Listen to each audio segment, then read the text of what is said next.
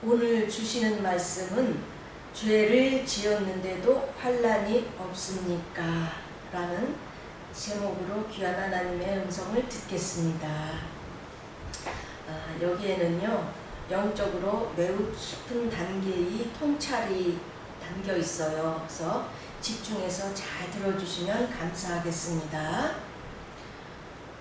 우리가 사는 이 세상에는 참 죄가 많고 아픔이 많지요.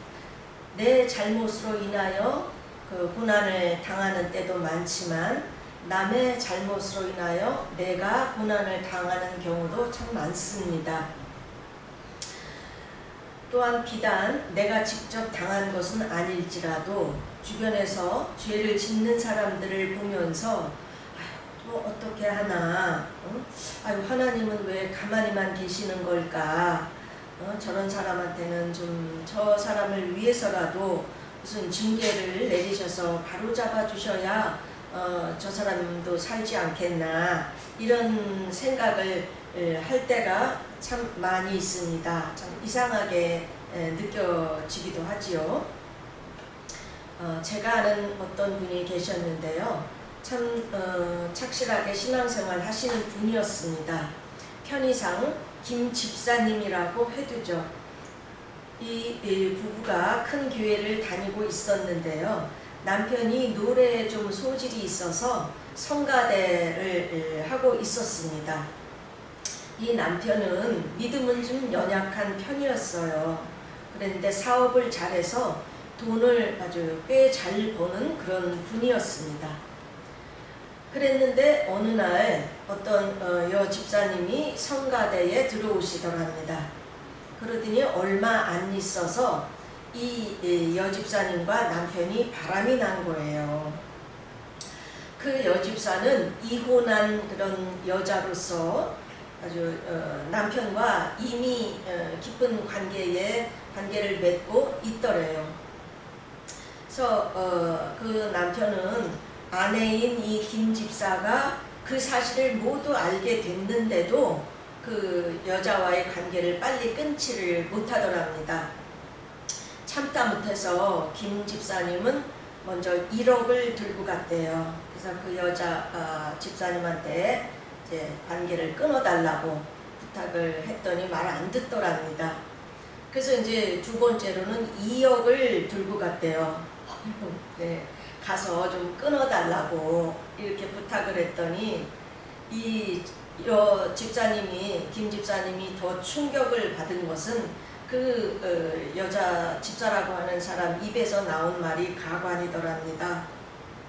그 남편을 내가 왜 놔주냐고, 너는 남편 잘 만나서 여태 복을 그렇게 누리고 살았으니 이번엔 내 차례 그러더랍니다. 알고 보니까 그 여인은 같은 교회를 다니면서 이 김 집사의 남편이 아주 돈을 잘 버는 것을 보고는 일부러 성가대에 들어온 거예요. 그래가지고 그 남편을 여러 가지 방법으로 접근해서 유혹을 하였던 거죠. 그래서 그 김 집사의 남편은 그로부터도 한동안 그 여자와의 관계를 끊지 못하고 아주 그냥 그 여자에게 이제 많은 돈을 주면서 이중 살림을 한동안 했었더랍니다. 결국에는 나중에는 그 여자에게 또 다른 남자가 생긴 걸 알고는 이제 관계가 이제 파탄이 나서 남편이 김 집사님에게 다시 돌아오기는 했지만 그 김 집사님 마음에 받은 그 상처는 말로 다 할 수 없이 컸습니다. 김 집사님과 제가 상담을 하면서 느낀 거는요, 물론 이 김 집사님이 그 남편의 외도로 인하여 그냥 심한 상처를 받은 거는 물론이죠.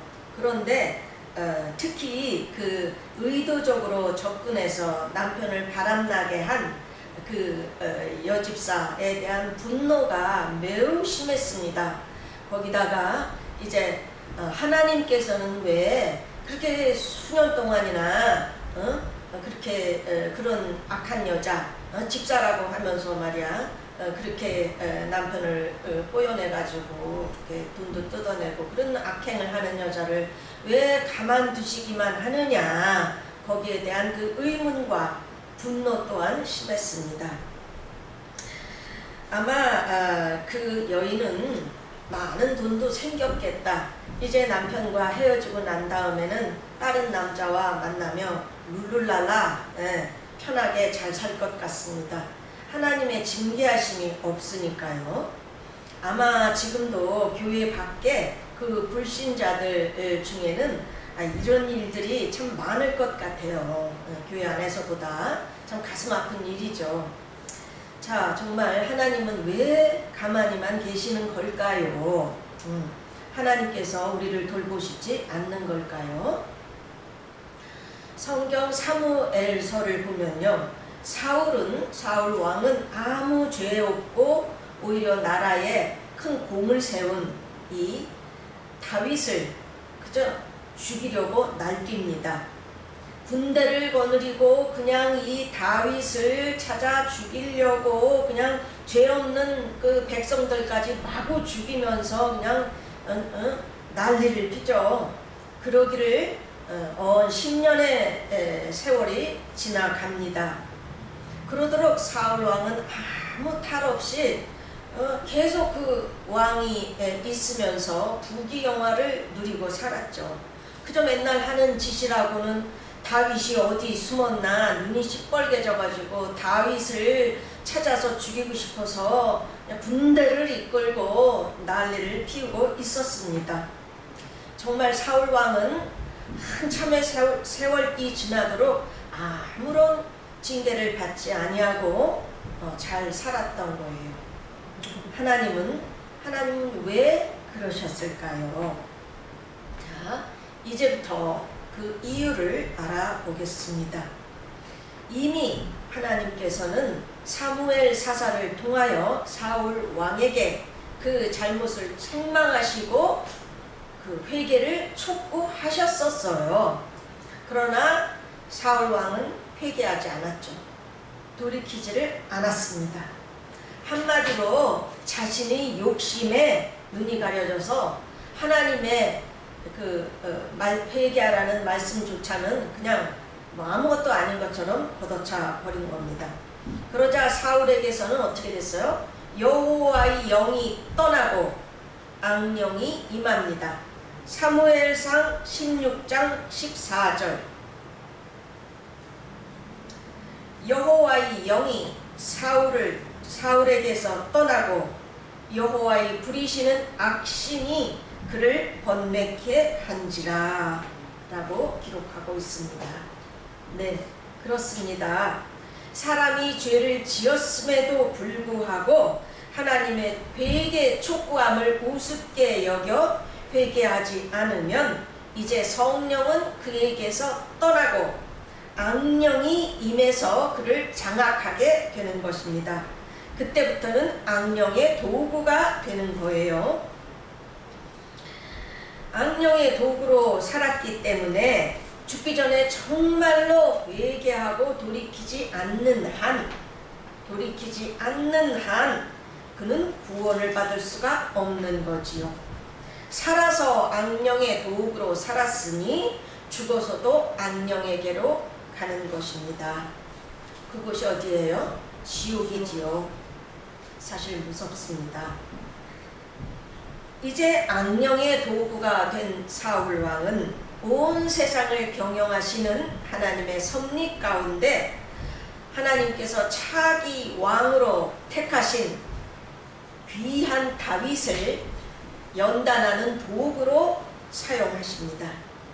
다윗이 이스라엘의 왕으로서 하나님을 굳건히 의지하는 것에 합격할 때까지 다윗을 괴롭히며 연단하는 도구로나 그런 천한 도구로나 사울 왕을 사용하시는 것이에요. 그러려니 당연히 하나님께서는 사울 왕에게 나타나서 그냥 그런 짓 하지 말라고 징계를 내리시면서 그렇게 하시지를 않는 거죠. 계속 사울을 왕의 자리에 두면서 사울이 그냥 미쳐서 다윗 다윗을 죽이려고 날뛰도록 가만히 두시는 것입니다. 그렇게 해서 다윗을 연단하시는 거예요. 사실 하나님은 사랑의 하나님이시지만 동시에 참 무서운 분이시기도 한 것입니다.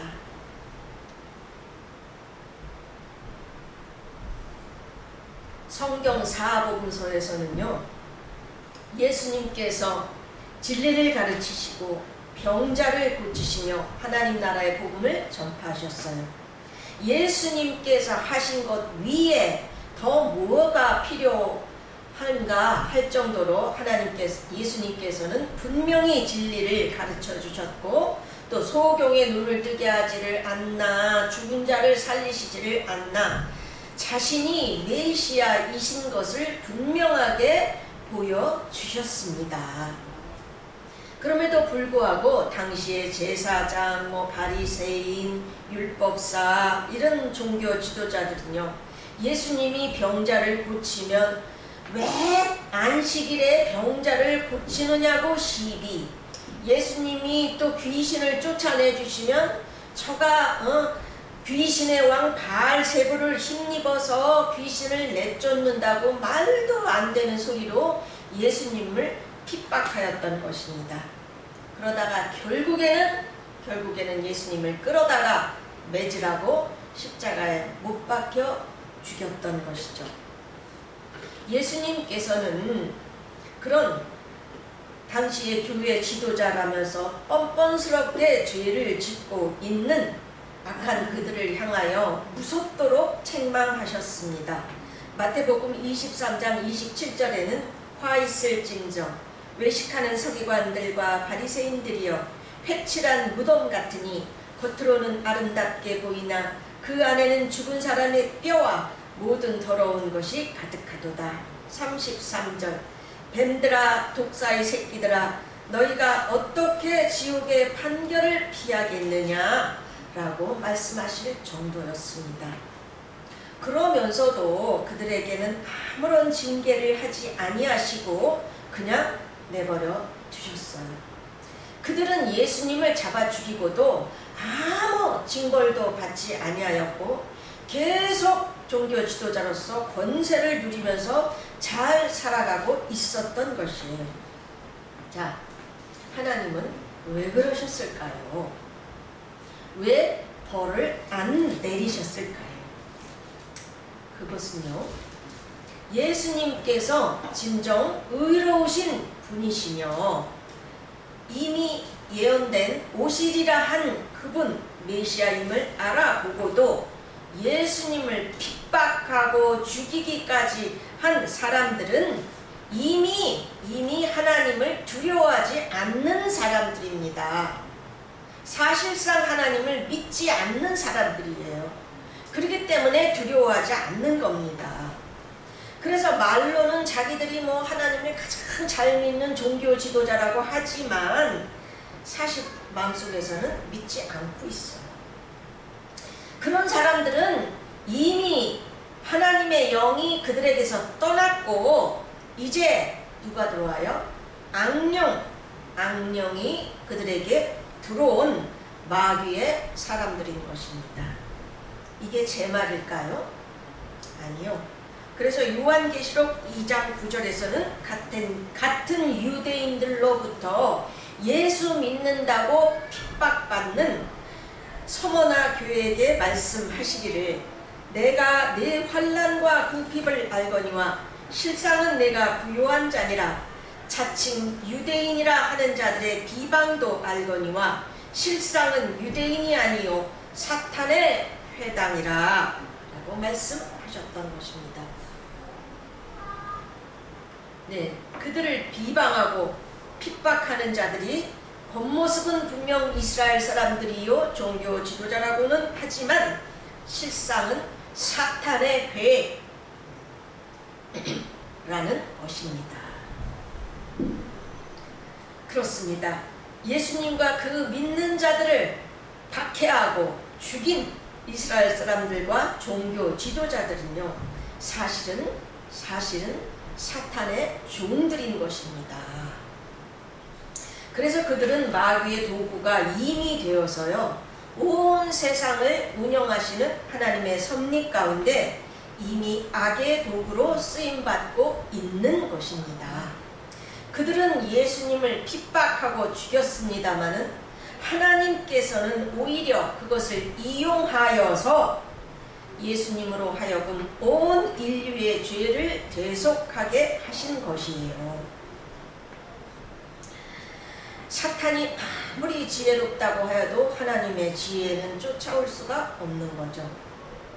그러자니 그들이 그런 천인공노할 악행을 저지른다고 하여도 하나님께서는 그들을 그냥 내버려 두시는 것입니다. 아멘.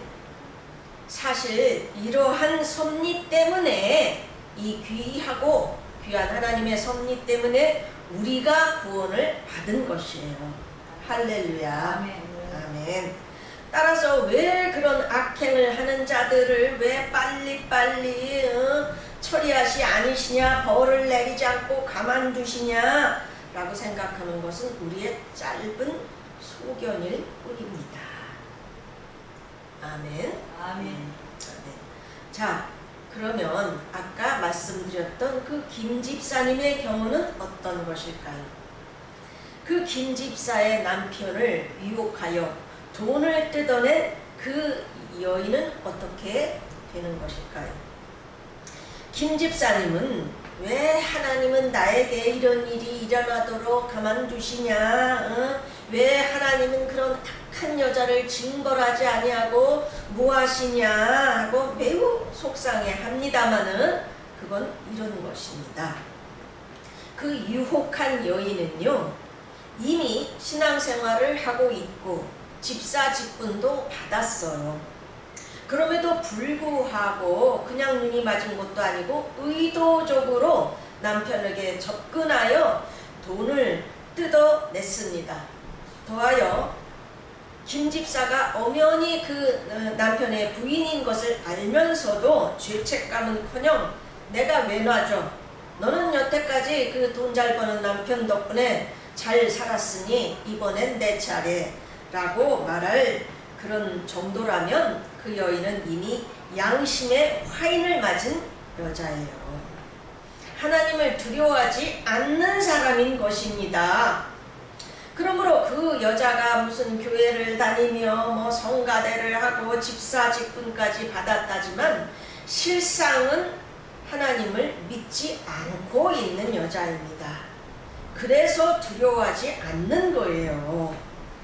그러니 이미 그 여인의 속에는요, 성령님은 없어요. 악령만 있는 것입니다. 그래서 이미 그 여자는 사탄이 쓰고 있는 사람인 것이죠. 누가 쓰고 있어요? 사탄. 네. 그래서 하나님께서는요, 그 김집사 부부가 비록 착실하기는 하지만 교회는 다니며 신앙생활 한다지만 돈 잘 번다고 그 마음이 자기도 모르게 교만해졌을 뿐 그 영혼들이 성숙해지지를 못하고 자신들의 사명이 뭔지도 모르는 그 부부에게 원래 사명이란 게 뭐예요? 자기가 남보다 훨씬 많이 받은 게 있으면 그것이 사명인 것입니다. 남보다 훨씬 재물을 많이 받은 사람들은요, 그것을 가지고 하나님의 영광을 위하여 쓰라는 것이 사명인 것이에요. 마치 주의 종들이 다른 사람보다 영적 탤런트를 훨씬 많이 받았기 때문에 그걸 가지고 하나님을 섬기라는 그 주의 종의 사명을 감당해야 하는 것과 똑같은 것입니다. 그런데 아무것도 모르고 그저 자기만 위하여 살며 교만해진 그 부부를 위하여 하나님께서는 그들의 신앙이 잘 성숙하고 하나님을 잘 담고 섬기도록 그런 악한 여자의 악행도 허락하시는 겁니다. 허락이요. 하나님이 일부러 그런 일을 만드시는 것은 아니죠. 네.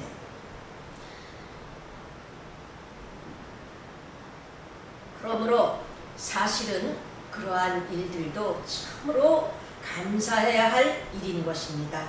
아멘? 아멘. 아멘. 그러면 그런 악한 여자는 왜 계속해서 벌을 안 받고 가만 두시느냐고요? 그 악한 여인은요, 이미 하나님을 안 믿는 자요, 사탄의 도구가 되었기 때문에 그 여인은 죽기 전에 진실로 회개하고 돌이키지 않으면 구원받지 못합니다. 지옥에 갈 수밖에 없어요. 교회 다닌다고 신앙생활 한다고 해서 다 구원받고 천국 가는 게 아니에요. 우리는 기독교의 구원에 대하여 똑바로 알아야 되겠습니다. 예수님을 죽인 이스라엘의 종교 지도자들에게 예수님께서 실상은 사탄의 회라고 하신 말씀에 잘 나타나 있어요. 그 종교 지도자들이 하나님 안 믿는 사람들이었습니까? 가장 잘 믿는다고 자처하는 자들이었죠. 그래서 마태복음 7장 21절에 나더러 주여 주여 하는 자마다 다 천국에 들어갈 것이 아니요 다만 하늘에 계신 내 아버지의 뜻대로 행하는 자라야 들어가리라 라고 아멘. 이미 말씀하신 것입니다. 아멘. 만일에 그 악한 여자가 생각하기를 난 뭐 예수 믿으니까 뭐 천국 간다며, 뭐 죄는 뭐 나만 짓나 더 짓던데, 뭐 예수님이 뭐 죄는 다 감당하셨다며, 이렇게 생각한다면 이건 착각도 보통 착각이 아니에요. 사탄이 넣어준 생각에 속은 거죠. 스스로. 사탄은 그 여자로 하여금 계속 죄나 짓다가 고스란히 천국에 가라는 거죠. 자, 우리가 생각하기에는 이런 악한 사람들에게는 무서운 징벌이 그래서 회개하게 하도록 답일 것 같지만 하나님은 그렇게 하시지 아니하시고 그냥 가만 두시는 경우가 많습니다. 사실상 이 부분이 그 김 집사가 그냥 너무 의문스러워하고 속상해하는 부분이죠. 그러나 하나님께서는 전지전능하신 분이세요. 사람의 중심을 꿰뚫어 보시는 분입니다. 어떤 사람이 악을 행할 때 그 사람에게 징벌을 내린다고 해서 그 사람이 정말 회개하고 돌이킬지 아니면 더 악해질지를 이미 알고 계시는 분이십니다. 아멘. 인간이 아니세요.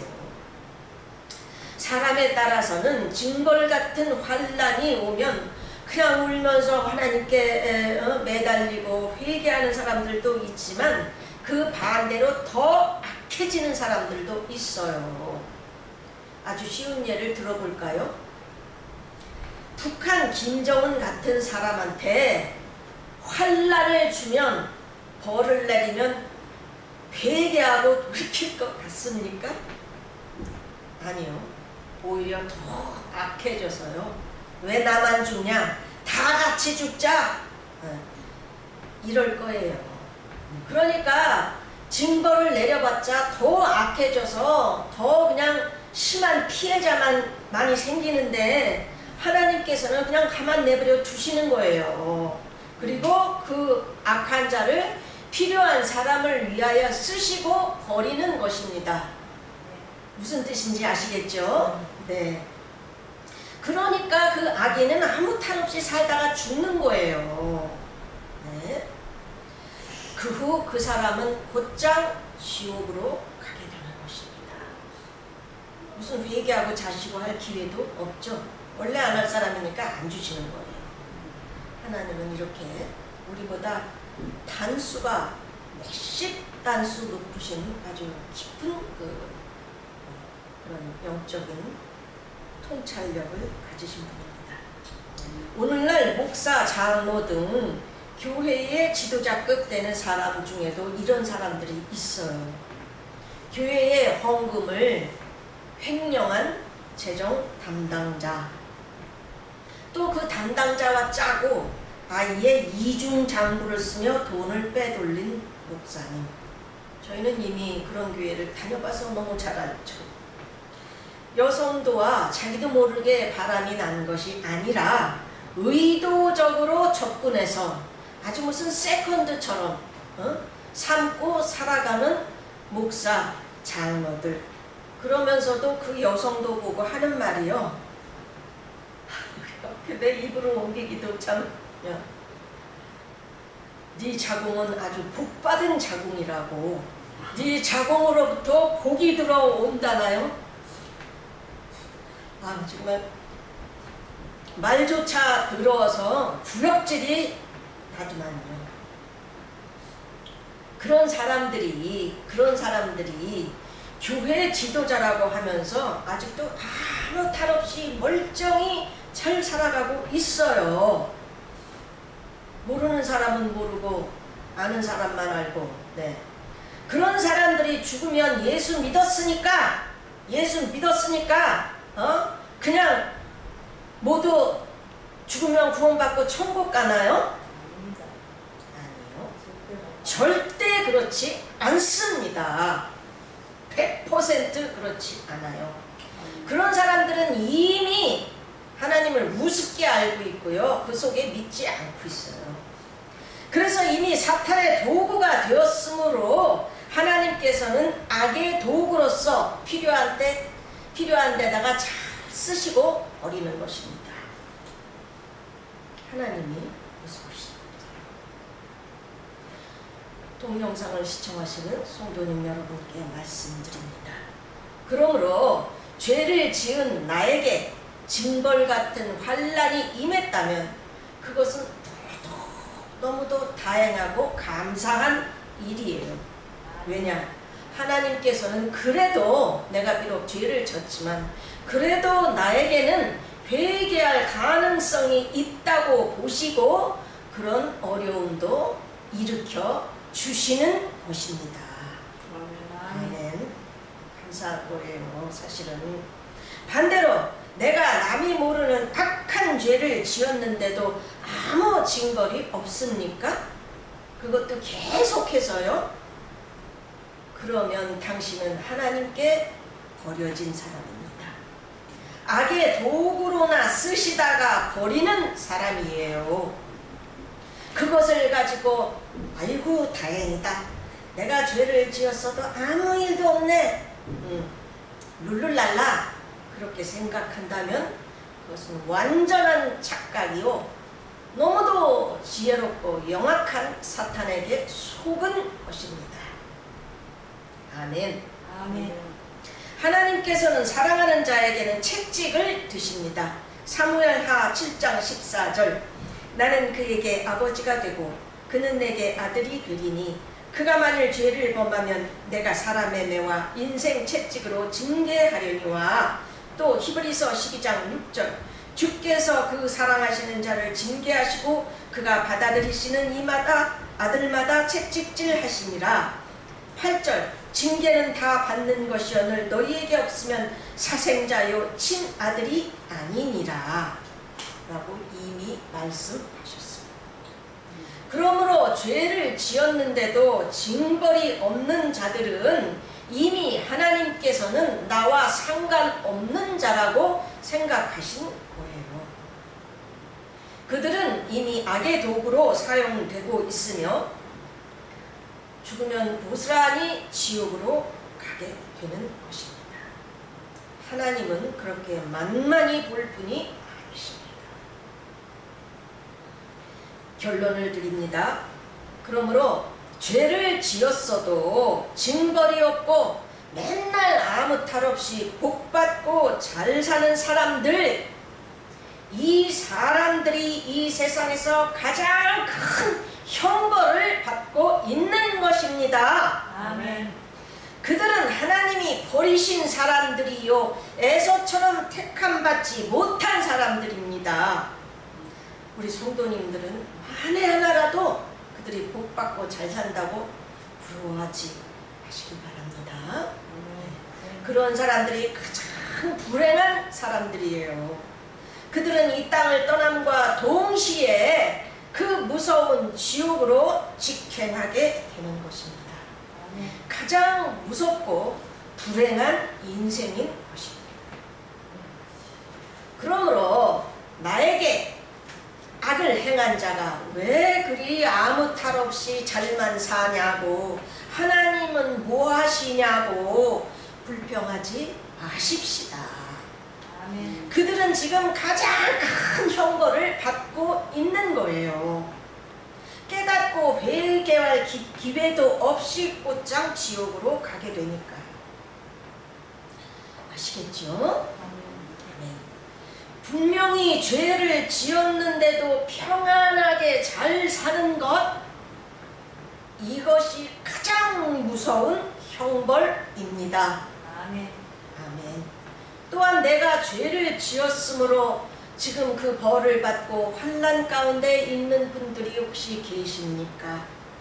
그런 분들은 오히려 천만 다행으로 여기시고 하나님께 감사하시기 바랍니다. 아멘. 아멘.